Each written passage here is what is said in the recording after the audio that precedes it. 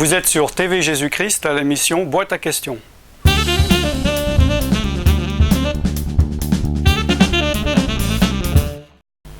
Aujourd'hui, dans Boîte à questions, je vais répondre à la question concernant les phénomènes du spiritisme. Comment ça fonctionne?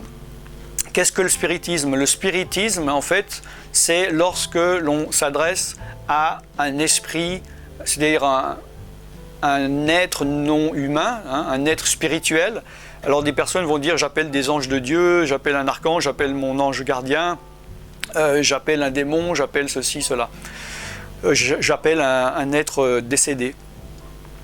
Il y a plusieurs types de personnes qui font ça. Alors ceux qui font à la base le spiritisme sont des spirites, mais on n'utilise pas souvent ce mot. En français, on utilise souvent le mot de médium, aussi il y a les chamans, il y a des marabouts, des talebs, etc. Donc qui se mettent en relation avec soit un esprit en disant que c'est un esprit qui leur donne de la force, ou un esprit qui va les guérir, ou qui vont être en relation avec un mort, ou par exemple quelqu'un que vous aimez est mort, vous avez envie de lui parler, vous allez voir un médium et vous allez parler avec votre grand-père, votre grand-mère, etc.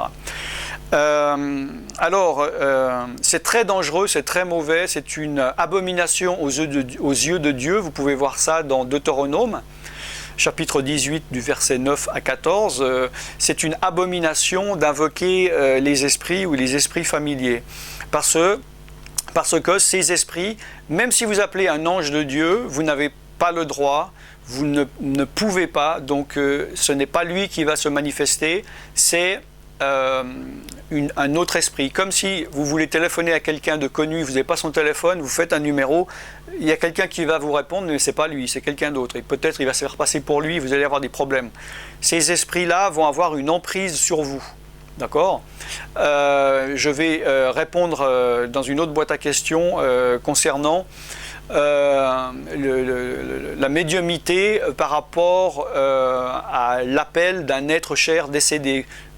Comment expliquer, si ce n'est pas le décédé, comment se fait-il qu'il se manifeste avec apparemment des preuves? Donc, lorsque la personne appelle un esprit, un esprit se manifeste, et beaucoup de gens ont fait des expériences sans y croire, vous savez, tourner les tables, le Ouija, le spiritisme, en invoquant, et ils ont dit que sur le moment, soit il s'est passé quelque chose, un choc émotionnel, ils ont eu peur, ou bien à partir de là, il a commencé à avoir des manifestations dans leur maison, mais c'est jamais bon, c'est jamais la paix, et ça ne vient pas de Dieu. La Bible dit que nous devons nous adresser uniquement à Dieu le Père, au nom de Jésus-Christ, par le Saint-Esprit. Et là, en obéissance, nous savons que c'est vraiment l'Esprit de Dieu qui vient, et les fruits de l'Esprit, c'est la paix, c'est la joie, c'est l'amour, et ce n'est pas l'angoisse, ce n'est pas la peur. Par là, nous savons que ces phénomènes ne viennent pas, et si vous les avez pratiqués, il faut vous en détourner, demander pardon à Dieu, et vous purifier par le sang de Jésus, vous couper des liens de ces démons. Et pour cela, donc, vous pouvez aller par exemple sur centre-partage.com à la page délivrance où il y a les enseignements pour être délivré d'envoûtement.